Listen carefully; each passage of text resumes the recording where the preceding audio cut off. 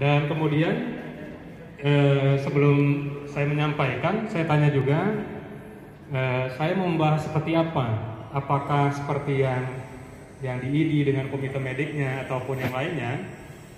Dokter Arifah pesan dari sudut pandang psikologi aja. Jadi sesuai apa yang kita kuasai. Jadi tidak lari kemana-mana, dan terkadang saya takut menggurui.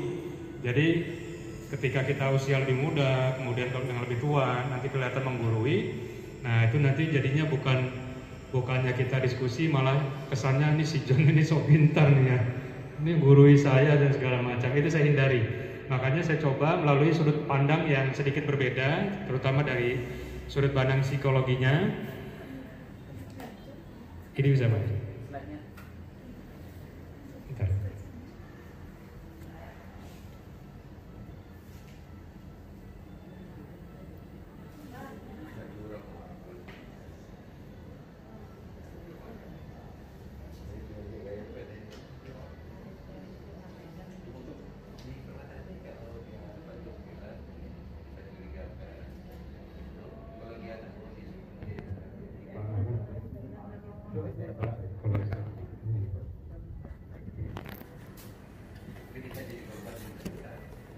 Saya dikasih waktu berapa menit Ibu?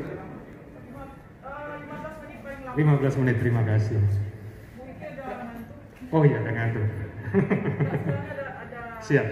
Saya percepat ya Bu ya. Baik, terutama kepada dokter muslim yang saya hormati, saya mulai untuk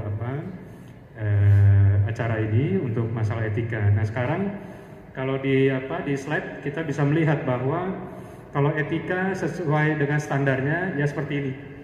Sebelumnya tadi ini warnanya kenapa hitam sekali Pak ya? Udah terlalu jelas ya. Oke, di sini kita udah bisa melihat seperti acara-acara ID dan segala macam, beneficientnya, kemudian juga maleficent, autonomous, kemudian juga beberapa sifat termasuk juga justice. Itu adalah masalah etika. Tetapi ketika saya berusaha untuk mendalami ini, mungkin kawan-kawan ataupun bapak-bapak atau ibu-ibu mungkin udah sedikit bosan. Karena itu sudah diulang-ulang bertahun-tahun. Kadang-kadang kalau kalimat pembuka pasti cerita-cerita seperti ini. Kemudian karena ada arahan dari Dokter Arifah bahas secara psikologisnya bagaimana, saya berusaha untuk melakukan pendekatan tanpa menggurui dan tanpa juga takutnya saya juga diserang gitu ya. Seperti itu. Jadi kita berada di tengah-tengah. Oke, next.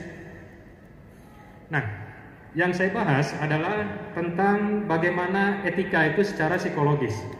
Orang terkadang berpikir, etika itu punyanya siapa ya? Punyanya negara. Bisa dibuktikan di dalam sejarah di North Carolina, contohnya negara terkadang merasa punya etika sendiri. Tetapi di satu sisi, dia menerapkan pada tahun 1800-an yaitu perbudakan. Berarti apakah negara mempunyai etika? Kemudian kita bertanya lagi di dalam sejarah, apakah etika itu juga berhubungan dengan dokter? Wah, dokter itu kan yang paling beretika. Ternyata enggak juga. Di dalam sejarah di North Carolina pada tahun 1800-an, dokter ginekologi melakukan suatu proses persalinan tanpa anestesi, terutama pada masyarakat kulit hitam. Kalau kulit putihnya dilakukan anestesi. Apakah itu juga etika? Seperti itu. Kemudian kita juga bertanya-tanya di satu sisi, yaitu apakah undang-undang itu apakah memiliki etika, ataukah etika itu adalah undang-undang? Ternyata dibuktikan. Jadi ada undang-undang yaitu all men are equal, semuanya sama. Tetapi di satu sisi diterapkan hukum apartheid. Itu contohnya. Saya berusaha tadinya mencari contoh yang di Indonesia. Takutnya kalau saya membuat contoh Indonesia, takutnya nanti jadi masalah baru lagi. Jadi dianggap nanti mengada-ngada. Nah sekarang kita bisa melihat juga apakah menurut agama itu etika. Oh saya kan ustaz, saya kan buya, saya kan pendeta, saya kan biksu dan segala macam. Saya yang punya etika. Tidak juga. Ternyata orang-orang yang beragama juga kadang-kadang ada melakukan beberapa hal. Nah, di situ kita bisa melihat dan mengevaluasi siapa sih yang berhak untuk etika itu sendiri. Apakah negara, undang-undang, ataukah juga dokter, ataukah juga memang orang-orang ulama, orang-orang agama. Itu menjadi pertanyaan besar. Next, berikutnya. Nah, di sini kita berusaha namanya berpikir kenapa kita selalu melakukan suatu kesalahan di dalam menjudge orang. Jadi seseorang ini kita judge seperti ini. Oh si A ini kan kelakuannya begini. Jadinya begitu. Kalau dia begitu, jadinya begini. Kata si Anu, katanya begitu, jadinya begini. Nah, kadang putar-putar seperti itu kita sebut juga namanya bias kognitif. Nah, bias kognitif ini sering terjadi di dalam kehidupan kita. Apalagi manusia kecenderungan psikologisnya apa? Mengeneralisasi. Oh, si A ini melakukan ini. Oh, pantas saja, yang kemarin aja dia begitu. Nah, itu namanya teori-teori yang namanya heuristik. Heuristik itu cara gampang untuk berpikir dan menilai orang. Sehingga dia akan mengambil kesimpulan yang sangat singkat dan terkadang menjudge atau mengeneralisasi. Nah, kenapa seseorang mudah menjudge atau menghukum seseorang? Itu adalah seperti halnya kalau kita punya puzzle Doraemon punya anak kita ataupun keponakan. Puzzle ini misalnya kita kasih di kepala ya, contohnya begini. Nah, ini kan puzzle. Nah, ini di atas kepala saya. Di atas kepala saya berarti ini di daerah prefrontal cortex. Jadi misalnya dikasih puzzle. Nih ada puzzle Doraemon nih. Coba kamu pandang dulu 3 detik. Nah, suruh pandang 3 detik.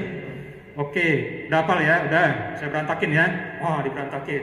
Kemudian, ayo kamu susun lagi sesuai apa yang kamu foto di otak kamu, susun lagi gambar Doraemonnya. Yang terjadi apa? Yang terjadi adalah di sini ada tangan dan kakinya Doraemon. Tangannya Doraemon dan kakinya Doraemon bentuknya sama-sama bulat. Dan ketika kita memakai judgement dengan kacamata yang salah, misal kita ambil di puzzle yang berantakan itu, wah kita yakin nih di puzzle yang satu ini kakinya Doraemon ini, pasti kakinya Doraemon. Akhirnya kita paksa-paksa di puzzle itu dipasang-pasang, padahal itu yang kita pegang adalah tangannya Doraemon. Tapi menurut pengertian kita inilah kakinya Doraemon, karena kita begitu yakin dengan kebenaran diri kita. Kemudian kita susun kok nggak ketemu, padahal itu yang kita pegang adalah tangannya Doraemon. Akhirnya nggak ketemu, ya udah bubar, udah jadi. Nah, begitu juga di dalam otak kita. Ketika dikasih gambar, ayo 3 detik kamu foto gambar ini di otak kamu. Itu sifatnya di sini. Nah, di atas kepala saya, yaitu prefrontal cortex ketika saya foto. Nah, ketika gambar itu saya berantakan dan berbentuk acak-acakan, dan saya susun dan nampak kakinya Doraemon, padahal itu tangannya Doraemon, saya berpikirnya bukan dengan prefrontal cortex, saya berpikirnya dengan amigdala atau pikiran bawah sadar saya. Dan itulah yang biasa dipakai oleh masyarakat di dalam menilai sesuatu, di dalam menjudge orang dan segala sesuatunya. Dia tidak berpikir lagi memakai prefrontal cortex, tetapi memakai amigdalanya. Jadi ketika dia berpikir seperti itu, akhirnya kesimpulannya, oh ini tangannya Doraemon, udah pasti ini, ternyata kakinya Doraemon. Dan ketika itu mengakibatkan suatu kesalahan, kefatalan, apa yang terjadi? Korban sudah terlalu banyak, seperti itu. Kemudian juga kita bisa melihat, ini disebut juga mental harmoni. Seseorang itu atau suatu kelompok itu akan mempertahankan suatu harmoni yang dia yakini sendiri. Oh si A begini, oh yalah memang begitu dia. Memang udah kita tandain aja. Ketika ditandain, saya tidak mau merubah keyakinan itu. Karena saya merasa memang begitu. Merasa. Dan ketika itu rasa, subjektivitas tinggi, disebut juga mental harmoni. Pengennya seperti itu aja. Tidak perlu ada perubahan, tidak perlu ada komentar ataupun juga kritisi. Dan yang berikutnya, ini juga sering terjadi. Kenapa kita terlalu subjektif di dalam menilai sesuatu? Yaitu seperti orang pacaran. Ketika misalnya pasien, nggak apa punya gaya bicara saya kayak gini nih Pak ya, mohon maaf Pak ya. Gayanya kayak apa? Ya supaya nggak ngantuk aja Pak ya, mohon maaf nih gayanya begini. Jadi ketika orang pacaran, misalnya saya juga nggak setuju sama pacaran Bu ya, ini contoh aja nih Bu. Nah ketika pacaran misalnya pasien saya pacaran dia, pertama kali dia melapor, Pak dokter, saya nih nanti mau pacaran sama si B. Saya mau datangi.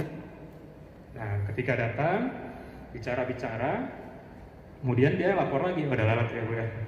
Nah, ini mungkin karena ini kali. Nah, ketika datang, besoknya lagi, dia lapor ke saya.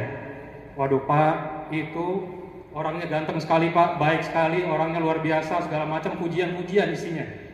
Kemudian dia pacaran lagi, ketemu lagi, lapor lagi Pak, nanti beberapa bulan lagi saya ketemu lagi. Oke, ketika ketemu lagi ceritanya beda. Oh ternyata Pak, gantengnya itu pakai MS Glow Pak, itunya juga dia penuh tipu-tipu aja orangnya, penuh kicu-kicu aja dia Pak, senyumnya itu nggak tulus Pak, itu hatinya busuk Pak. Nah seperti itu, pertemuan beberapa bulan. Kemudian dilihat lagi, beberapa bulan lagi, lebih parah lagi kesimpulannya. Aduh Pak, kayaknya saya yang lebih baik dari dia Pak. Kayaknya saya memutuskan untuk udahlah putus aja lah dari dia Pak. Memang itu seharusnya saya menyadari. Nah, itulah teori bagaimana subjektivitas seseorang menilai dari first impression. First impression itu apa? Kesan pertama. Kesan pertama bisa ditangkap seseorang yaitu 100 milisecond. 100 milisecond itu dapat ditangkap. Jadi lebih cepat daripada kecepatan kedipan mata. Jadi kalau orang mau pilkada, mau apa, nah itu mesti rapi-rapi. Kalau perlu topinya nggak miring dan segala macam. Karena dia tahu ilmu first impression. Ketika dia memakai ilmu first impression, tertipulah semua orang. Tertipulah semua orang dengan first impressionnya. Begitu juga kita, first impressionnya menyenangkan, tetapi di satu sisi akhirnya tidak menyenangkan. Next, berikutnya. Nah inilah yang menyebabkan ketika kita menentukan etika itu terjadi bias kognitif. Bias kognitif seperti apa? Jadi kita berpikir bukan dari prefrontal cortex, tapi dari amigdala atau pikiran bawah sadar. Contoh yang pertama adalah anchoring. Anchoring itu adalah jangkar. Jadi kalau misalnya seseorang nih ditandain dia buat salah di peristiwa apa, nanti kalau dia ada peristiwa apa, nanti dihubungkan dengan peristiwa sebelumnya, yaitu disebut juga anchor, sehingga disebut juga bias. Kemudian attentional. Attentional seperti apa? Orang memperhatikan yang tadi gambar Doraemon, dia fokus ini kakinya Doraemon, padahal sebetulnya tangannya Doraemon. Nah itulah yang jadi masalah. Kemudian apalagi? Yang ketiga adalah afeksi. Afeksi itu adalah rasa. Jadi like or dislike, suka atau tidak suka. Jadi menilai seseorang berdasarkan suka atau tidak suka. Dan itulah yang menyebabkan bias kognitif di dalam menilai etika. Next, berikutnya. Jadi solusinya apa untuk penutup ini? Solusinya adalah ketika kita ingin menghindari terjadinya bias kognitif di dalam penilaian, terutama di dalam etika, yang kita lakukan adalah kita perangi first impression. Jangan tertipu dengan kesan pertama. Kesan pertama orang bisa poles apapun, bisa sesuci apapun, sehebat apapun, tetapi itu adalah menipu. Mari kita kurangi. Yang kedua adalah kita melihat seperti orang naik gunung. Jadi ketika kita mengumpulkan data pelan-pelan seperti kita naik gunung.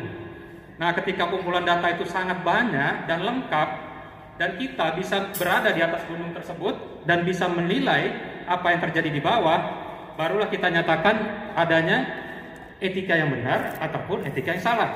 Tetapi ketika kita baru dapat data satu, kita ambil generalisasi, ambil keputusan, akhirnya kita hanya berada di perbukitan, bukan di atas gunung. Sekarang etika itu harus kita benar-benar berada di atas gunung sehingga pemandangan yang terlihat benar-benar utuh, tidak sepotong-potong. Dan yang ketiga, kita juga mengurangi harmoni puzzle. Karena kita selalu merasa di tempat yang zona aman. Jadi kalau misalnya kelompok ini setuju, kelompok itu setuju, ya saya lah setuju aja lah. Kalau kelompok ini nggak setuju, kelompok ini nggak setuju, ya saya nggak setuju aja lah. Nah, jadi ketika itu terjadilah bias kognitif yang sangat besar dan akhirnya bias kognitifnya secara berjamaah. Mungkin seperti itu saja yang bisa saya jelaskan, Ibu. Wabillahi taufiq wal hidayah. Wassalamualaikum warahmatullahi wabarakatuh.